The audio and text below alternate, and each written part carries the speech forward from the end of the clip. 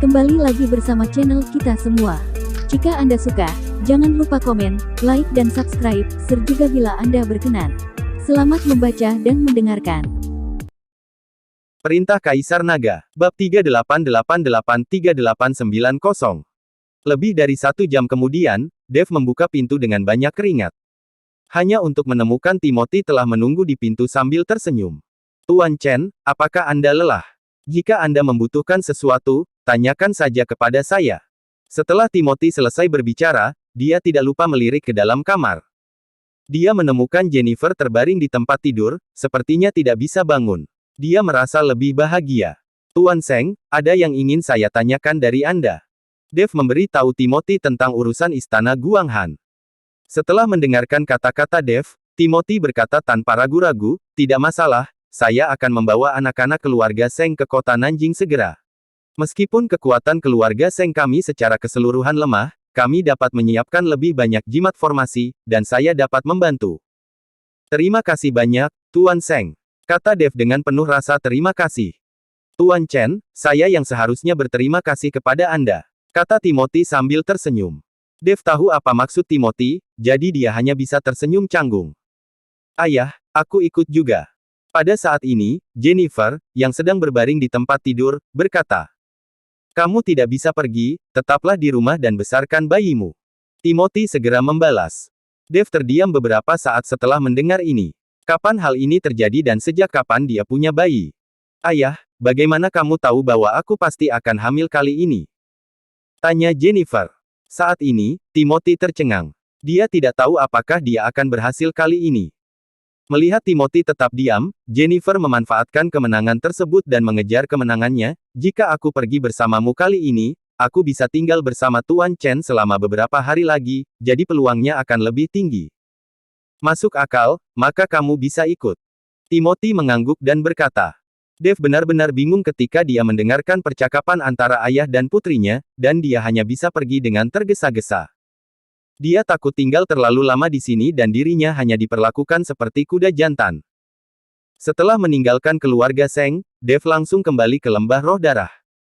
Melihat Dev kembali, apakah itu hantu tua gunung iblis, Seymour Luo atau lainnya, mereka semua sangat bersemangat. Terutama Scarlett dan Helena, mereka langsung melompat ke pelukan Dev, mengabaikan orang-orang di samping mereka. Terlihat bahwa mereka sangat merindukan Dev.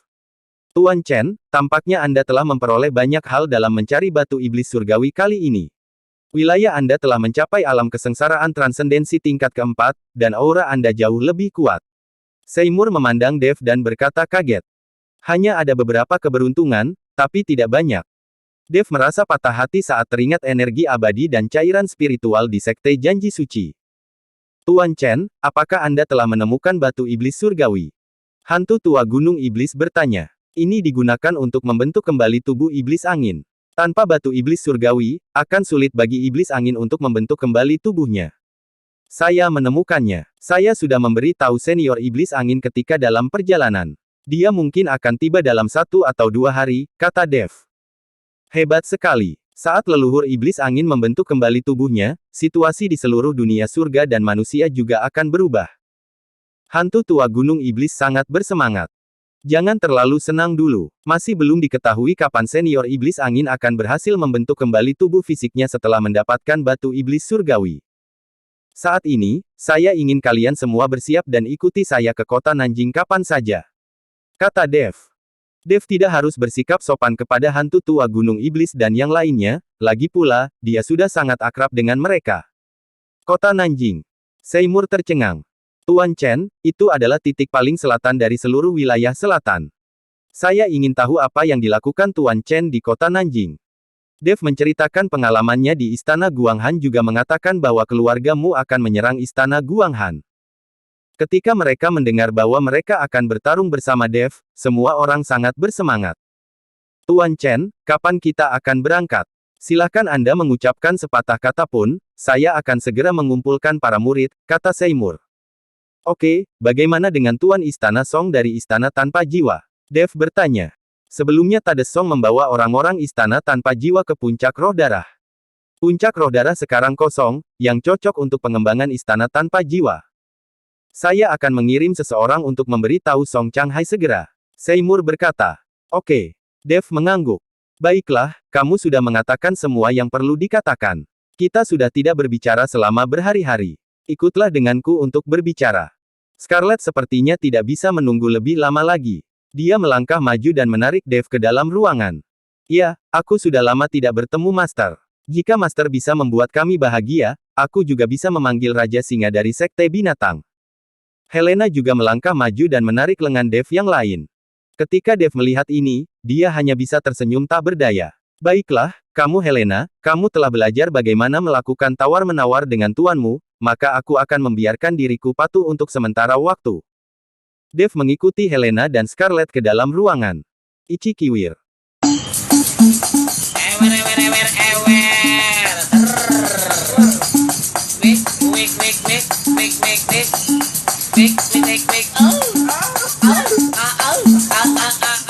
Ini terjadi siang dan malam. Yulian sangat cemas di luar, karena takut Dev akan menjadi manusia fana jika terus melakukannya. Baru setelah iblis angin datang, Dev dipanggil keluar dari kamar. Dev sangat bersemangat dan tidak terlihat lelah sama sekali. Namun, Helena dan Scarlett sepertinya terlihat kurang istirahat. Dia menyerahkan batu iblis surgawi kepada iblis angin, dan iblis angin pergi tanpa tinggal terlalu lama. Dia merasa perlu mencari tempat untuk mengasingkan diri dan memulihkan tubuhnya. Hades juga datang, dan membawa banyak murid dari istana tanpa jiwa bersamanya. Dev meminta Helena untuk segera menghubungi Raja Singa dan yang lainnya. Ketika Helena maju, 3 penguasa dan 4 Raja Sekte Binatang datang berlari tanpa penundaan. Dev melihat semua orang ada di sini, jadi dia meminta Yulian untuk mengeluarkan pesawatnya. Dengan begitu banyak orang, akan lebih tepat untuk naik pesawat. Karena kapasitas pesawatnya cukup besar, jumlah orangnya banyak sekali, jadi tidak akan ada masalah. Yang paling penting adalah Dev harus bergegas. Jika keluargamu melancarkan serangan ke istana Guanghan sebelum dia kembali, akan menjadi masalah. Semua orang menaiki pesawat itu satu demi satu, kecuali personel tertinggal yang diperlukan, semua orang menaiki pesawat itu. Meskipun orang-orang ini tahu bahwa akan ada bahaya di sana, tidak ada yang takut. Pesawat itu perlahan lepas landas dan menuju kota Nanjing. Ini adalah pertama kalinya banyak orang menaiki pesawat bersama, dan mereka semua sangat bersemangat. Mereka melihat pemandangan di luar melalui jendela pesawat dan mengobrol dengan gembira. Manusia, binatang buas, dan iblis, saat ini sedang bersenang-senang di pesawat ini sekarang. Faktanya, ini juga sesuatu yang diinginkan Dev. Jangan membeda-bedakan ras, lebih baik hidup damai. Anda juga dapat berkomunikasi dan belajar satu sama lain. Tepat ketika pesawat itu terbang di atas gunung iblis surgawi, tiba-tiba tertahan. Berdengung. Suara mendengung terdengar tanpa peringatan, dan kemudian perisai cahaya putih membalikkan seluruh pesawat, mencegah pesawat itu bergerak maju. Pesawat itu mulai terus menurunkan ketinggiannya dan perlahan turun, dan perisai cahayanya juga terus menyusut. Apa yang terjadi? Yulian sedikit bingung. Dia belum pernah menemui hal seperti itu saat mengemudikan pesawat. Semua orang juga gugup dan siap bertarung. Pesawat itu terpaksa mendarat. Wosh wosh. Tiba-tiba, 4 sosok muncul, mengelilingi pesawat dari 4 arah. Terlihat 4 orang ini, mengenakan pakaian dan bentuk berbeda-beda, 3 pria dan 1 wanita. Saya menguasai jalan ini, dan saya pemilik wilayah ini. Jika Anda ingin menyeberang ke sini, tinggalkan uang untuk melewati jalan. Terlihat jari-jari wanita itu sangat panjang, dan matanya merah menyala. Mendengarkan suara wanita itu, Dev terdiam beberapa saat. Bahkan semua orang di pesawat itu bingung. Mereka tidak mengerti mengapa di Gunung Iblis Surgawi ini beberapa orang akan keluar untuk merampok. Hahaha, tidak ada seorang pun yang melewati wilayah kami selama bertahun-tahun. Aku tidak menyangka akan menangkap orang tanpa usaha kali ini. Seorang lelaki tua berambut abu-abu berkata dengan penuh semangat dengan tongkat di tangannya. Ternyata, masih ada orang yang belum mengetahui wilayah 4 pemburu terkenal kita dan berani lewat sini. Aku sangat berharap ada beberapa gadis di pesawat ini yang juga bisa diajak bicara, daripada kita menghadapi gadis api sepanjang hari, aku bosan melihatnya. Kata seorang pria kekar sambil menjilat bibirnya. Bah, kamu tidak tahu diri, aku tidak ingin melihatmu. Gadis api itu meludahi pria besar itu. Pada saat ini, pemuda yang berdiri di jalan memegang kipas lipat di tangannya dan perlahan menggoyangkannya. Oke, berhenti berdebat, mangsa akan menertawakan kita empat pemburu terkenal nanti. Dev dan yang lainnya mendengarkan orang-orang di luar pesawat. Suaranya cukup menarik. Bagaimana kita bisa melewati wilayah keempat orang ini? Kata Tades saat ini. Tuan Song, apakah kamu kenal keempat orang ini? Dev bertanya. Keempat orang ini semuanya adalah pembudidaya iblis, dan mereka juga kejam. Mereka adalah salah satu penguasa di daerah Gunung Iblis Surgawi ini, dan mereka selalu disebut sebagai empat pemburu terkenal. Bertemu dengan mereka berempat, dan tidak ada seorang pun yang dapat melarikan diri. Banyak orang tidak akan pergi ke wilayah keempat orang ini untuk menghindari masalah yang tidak perlu, Tades berkata dengan ekspresi jijik.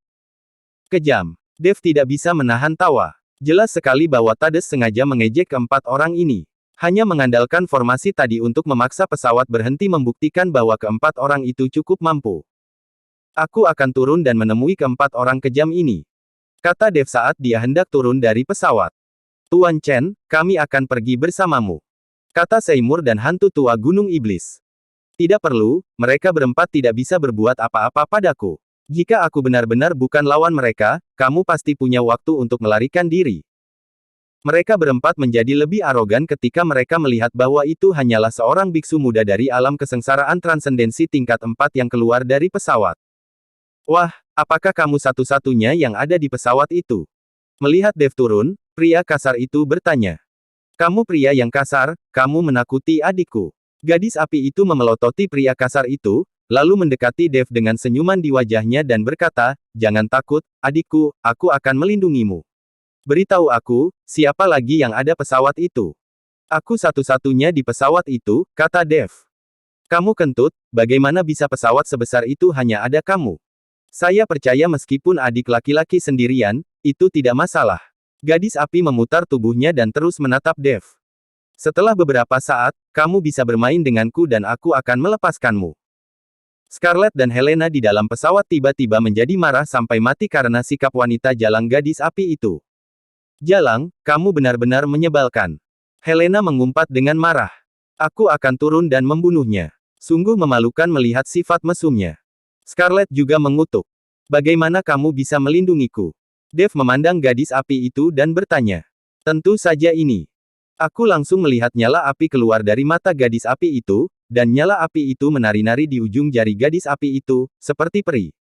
Bermain api, menurutmu itu hebat? Dev menjentikkan jarinya, dan bola api muncul. Segera, apinya berubah menjadi mata merah, lalu putih lagi. Itu berubah beberapa warna berturut-turut, yang mengejutkan gadis api. Kamu, bagaimana kamu mengetahui api pamungkas? Gadis api memandang Dev dengan tidak percaya dan bertanya. Saya tidak tahu bagaimana saya memahaminya. Dev tersenyum polos. Gadis api, apa yang kamu bicarakan dengannya? Biarkan dia memberikan semua barang berharga, lalu buka pesawatnya untuk kita periksa. Gadis api menatap Dev, dan tiba-tiba nyala api mengayun ke arah Dev. Nyala api menyeret aliran cahaya yang panjang dan langsung menuju ke depan Dev. Gadis api tahu bahwa perubahan pada Dev ketika mengeluarkan api pamungkas barusan sudah sangat jelas. Dev tidak berbahaya seperti yang terlihat di permukaan. Namun, sungguh luar biasa bahwa biksu di alam kesengsaraan transendensi tingkat 4 memiliki beberapa jenis api pamungkas. Bersambung.